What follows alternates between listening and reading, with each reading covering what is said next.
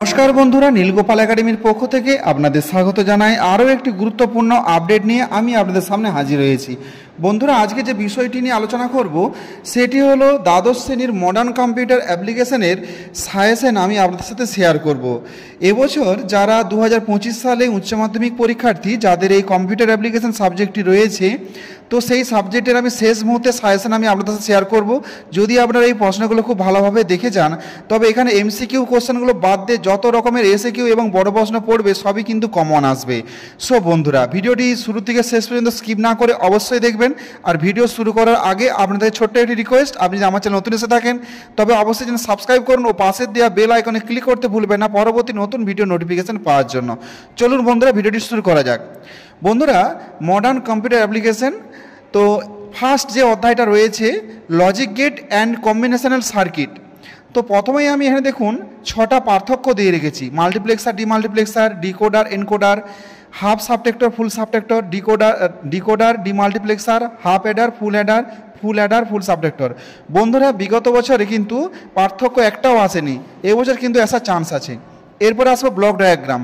ফুল adder, full সাবটেক্টর রয়েছে, 1x4 demultiplexer রয়েছে, 2x4 decoder রয়েছে, 4x2 এনকোডার রয়েছে। বন্ধুরা, এবছর এই 4 নম্বর দাগটা কিন্তু খুব ইম্পর্টেন্ট রয়েছে। এরপর আমরা চলে যাব সার্কিট ডায়াগ্রামে। ফুল সাবটেক্টর রয়েছে, decimal two binary encoder circuit রয়েছে, 1x8 ডিমাল্টিপ্লেক্সার রয়েছে, নর ও ন্যান্ড গেটের ব্যবহার করে অর অ্যান্ড নট তৈরি করা, আর এসওপি পিওএস, এছাড়াও হাফ অ্যাডার। এইগুলোর মধ্যে 1, 2, 3 খুবই গুরুত্বপূর্ণ বন্ধুরা, 1, 2, 3-এর মধ্যে একটা আসবে। এরপরে সংক্ষিপ্ত প্রশ্নাবলী রয়েছে, এখানে আমি 5টা দিয়ে রেখেছি। কম্বিনেশন লজিক সার্কিট বলতে কী বোঝো, ইউনিভার্সাল গেট বলতে কী বোঝো, এক্সঅর গেটের ট্রুথ টেবিল ও সার্কিট, কন্ট্রোল লাইনের কাজ, ডাটা সিলেক্টর কাকে বলে ও কেন। বন্ধুরা, এগুলো যদি আপনি করে যান তাহলে প্রথম অধ্যায় থেকে আপনি সম্পূর্ণভাবে কমন পেয়ে যাবেন। এরপরে আসি নেটওয়ার্কিং সংক্ষিপ্ত প্রশ্ন, ওএসআই মডেলের 7টি স্তরের নাম ও কাজ। বন্ধুরা, আমি নেটওয়ার্কিং প্রশ্নগুলো বলার আগে আমি আপনাদের বলবো, নেটওয়ার্কিং এত প্রশ্ন করার দরকার নেই যদি আপনি এইচটিএমএলটা খুব ভালোভাবে করে যান। যদি এইচটিএমএল খুব ভালোভাবে আপনি প্র্যাকটিস করেন তাহলে সেখান থেকে 7 নম্বর কমন পেয়ে যাবেন। তো তবুও আমি এখানে কয়েকটা গুরুত্বপূর্ণ প্রশ্ন দিয়ে রেখেছি। নেটওয়ার্কিংয়ের 2টি সুবিধা অসুবিধা রয়েছে, class A, class B, class C. IP অ্যাড্রেসের গঠনটা ভালো করে দেখে যাবেন। এই 3 নম্বরটা খুবই গুরুত্বপূর্ণ। টুইস্টার পেয়ার কেবল, কোঅ্যাক্সিয়াল কেবল, ফাইবার অপটিক কেবলের গঠন, সুবিধা এবং অসুবিধা। এছাড়া রয়েছে সার্চ ইঞ্জিন কি উদাহরণ। এছাড়াও এই যে বন্ধুরা .com, .int, .edu, .mil, এইগুলো কিন্তু একটু বন্ধুরা পড়ে যাবেন, এই ডোমেনগুলোর অর্থ কি পড়ে যাবেন। সোশ্যাল নেটওয়ার্কিং কি এবং উদাহরণ। ইমেলের একটি সুবিধা অসুবিধা রয়েছে। ফায়ারওয়েল কি রয়েছে, CSMS/CD সম্পূর্ণ নাম এবং DNS বলতে কী বোঝো। ইউআরএল এর গঠন রয়েছে। বন্ধুরা, ইউআরএল এর গঠনটা এবছরের জন্য খুব গুরুত্বপূর্ণ। পাসওয়ার্ড কি রয়েছে। তো এই প্রশ্নগুলো আপনারা একটু ভালোভাবে দেখে নেবেন। যদি আমি পুরোটা পড়ে শোনাতে যাই তাহলে কিন্তু ভিডিওটা অনেক লেন্দি হয়ে যাবে, তো আপনারা ভিডিওটা স্টপ করে ভালোভাবে দেখে নেবেন। এছাড়াও সবার শেষের প্রশ্ন দেখুন, আপলিঙ্ক ডাউনলিঙ্ক কাকে বলে, এগুলো ভালো করে একটু দেখবেন। এরপরে চলে যাব আমরা নেটওয়ার্কিংয়ের কিছু পার্থক্য আমি আপনাদের দিয়ে রেখেছি। দেখুন, গাইডেড এবং আনগাইডেড মিডিয়া রয়েছে, অ্যানালগ ডিজিটাল সিগন্যালের পার্থক্য রয়েছে, বিট রেট এবং বড রেট রয়েছে, ইথারনেট টোকেনিং রয়েছে, হাব সুইচ রয়েছে। এইগুলোর মধ্যে বন্ধুরা এই ধারাবাহিক পরিবহন এবং সমান্তরাল পরিবহনটা সবচেয়ে গুরুত্বপূর্ণ। আর এখানে একটা দেখুন আরেকটা গাইডেড এবং আনগাইডেড মিডিয়া, আর সবার লাস্টে একটা HTTP এবং FTP, এই 3টার মধ্যে একটা কিন্তু কমন আসার চান্স রয়েছে। আর এখানে কয়েকটা আমি একটা HTML দিয়েছি, যদিও HTML এইভাবে সাজেশন করা যায় না, যদি আপনি ভালোভাবে প্র্যাকটিস করেন সেখান থেকে কমন এসে যাবে। তবু একটা HTML দিয়েছি কারণ বিগত বছর টেবিল পড়ে গিয়েছিল, এই জন্য আমি একটা হাইপার লিঙ্ক দিয়ে রেখেছি। ওয়েব পেজটি টাইটেল দাও ফ্লাওয়ার, ওয়েব পেজটির মধ্যে ব্যাকগ্রাউন্ড কালার হবে ইয়েলো এবং ফ্লাওয়ার নামক ওয়ার্ডের সাথে একটি ফ্লাওয়ারের পিকচারকে হাইপার লিঙ্ক করো, যা ড্রাইভের মধ্যে SWC ফোল্ডারে রয়েছে, সি ড্রাইভের মধ্যে রয়েছে SWC ফোল্ডারে। তো যদি আপনারা এটা করেন এখান থেকে কিন্তু কমন আপনারা 100% পেয়ে যাবেন। তো এরপর আমরা চলে যাব ডেটাবেস ম্যানেজমেন্ট সিস্টেম। এখানে প্রথমে কিছু কমেন্ট আমি রেখেছি, এগুলো সিনটেক্স আর কাজ। এখানের মধ্যে বন্ধুরা 100% দুটো পড়বে, select, insert, from, where, and, or, in, not in, between, like এবং অর্ডার বাই। এই কমেন্টগুলোর মধ্যে 100% দুটো কমেন্ট আসছে এবং তার সিনট্যাক্স এবং কাজগুলো একটু করে নেবেন। এরপরে আমি দেখুন বন্ধুরা এখানে এখানে একটা কথা বলে রেখেছি, দেখুন বইয়ের মধ্যে সমস্ত স্কিলগুলো কিন্তু আপনাকে প্র্যাকটিস করতে হবে। এখানে যদি স্কেলগুলো ভালো করে প্র্যাকটিস করেন তাহলে আপনাকে এত প্রশ্ন পড়ার দরকার নেই, আপনি সহজেই কিন্তু 7 নাম্বার পেয়ে যাবেন। HTML আর SQL সব কিছু নির্ভর করছে আপনার প্র্যাকটিসের ওপরে। এরপরে আসি টিকাতে। টিকায় এখানে সিলেকশন অপারেশন রয়েছে, প্রজেকশন অপারেশন রয়েছে, union operation, set intersection, Cartesian product রয়েছে এবং রিনেম অপারেশন রয়েছে, ডিভিশন অপারেশন রয়েছে। এগুলো আপনারা একটু ভালোভাবে দেখে নেবেন টিকাগুলো। এরপর আসি নিচের প্রশ্নগুলো সংক্ষিপ্ত উত্তর দাও। DBMS এর দুটি সুবিধা অসুবিধা রয়েছে, DDL, DML, DCL এর সংজ্ঞা এবং উদাহরণ, 3 প্রকার রিলেশনশিপের নাম এবং উদাহরণ। তো এগুলো করবেন। আর সবচেয়ে গুরুত্বপূর্ণ 4টা constants, entity integrity constant, domain integrity constant, reference integrity constant, এগুলো কিন্তু খুবই ইম্পর্টেন্ট, এগুলো ভালো করে একটু দেখবেন।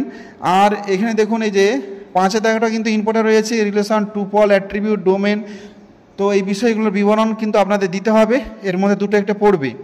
এরপর আসি এই যে সবচেয়ে গুরুত্বপূর্ণ ছবিগুলো আমি এঁকে দেখিয়েছি, আপনাদের দেখতেই পাচ্ছেন। তো এই যে আয়তকার, উপবৃত্ত, এগুলো কিন্তু আপনারা ভালো করে পড়বেন। এই চিহ্নগুলো অর্থ কী এগুলো কিন্তু ডেটাবেস ম্যানেজমেন্ট সিস্টেমের বইয়ে রয়েছে, আপনারা একটু দেখে নেবেন।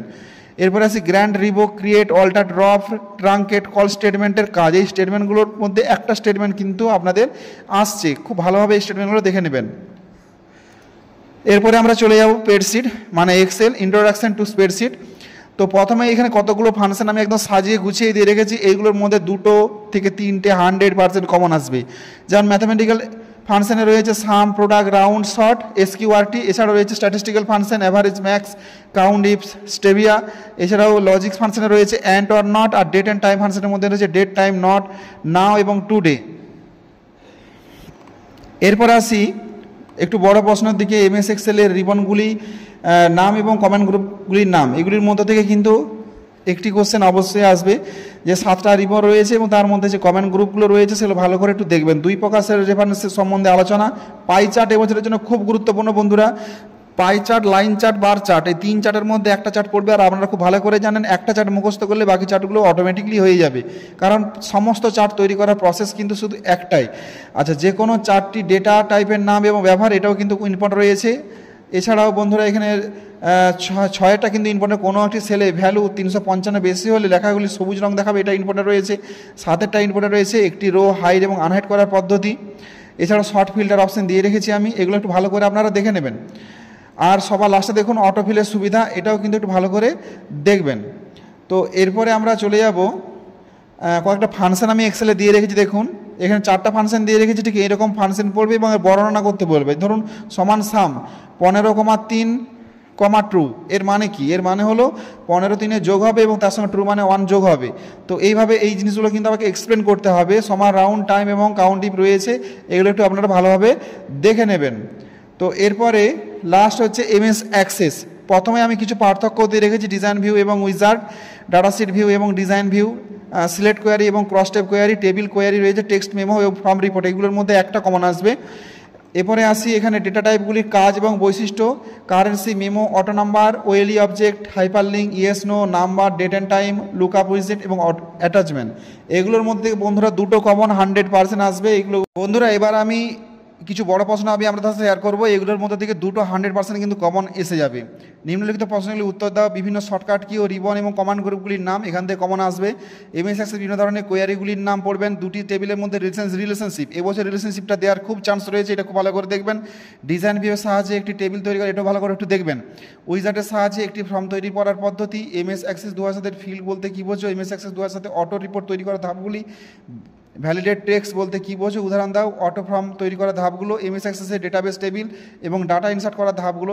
এই 10 নম্বরটা কিন্তু খুব ইম্পর্টেন্ট রয়েছে বন্ধুরা। এই প্রশ্নগুলো মোটামুটি প্রত্যেকে একটু ভালো করে দেখবেন। আপনারা হয়তো বলছেন যে এতগুলো প্রশ্ন আমি দিয়ে দিয়েছি, কিন্তু কিছু করার নেই বন্ধুরা। এবছর শেষ বছর, আপনাদের পুরনো সিলেবাসের উপরে এক্সাম হবে, তো এই জন্য এই প্রশ্নগুলো আপনাদের করে যেতে হবে।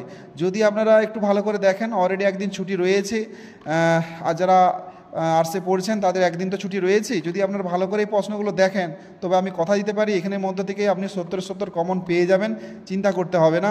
সো বন্ধুরা আজ এই পর্যন্তই। আপনাদের পরীক্ষা ভালো হোক, আমি ঈশ্বরের কাছে প্রার্থনা করি আপনাদের প্রত্যেকের পরীক্ষা খুব ভালো হোক, প্রত্যেকে সুস্থ থাকুন, ভালো থাকুন।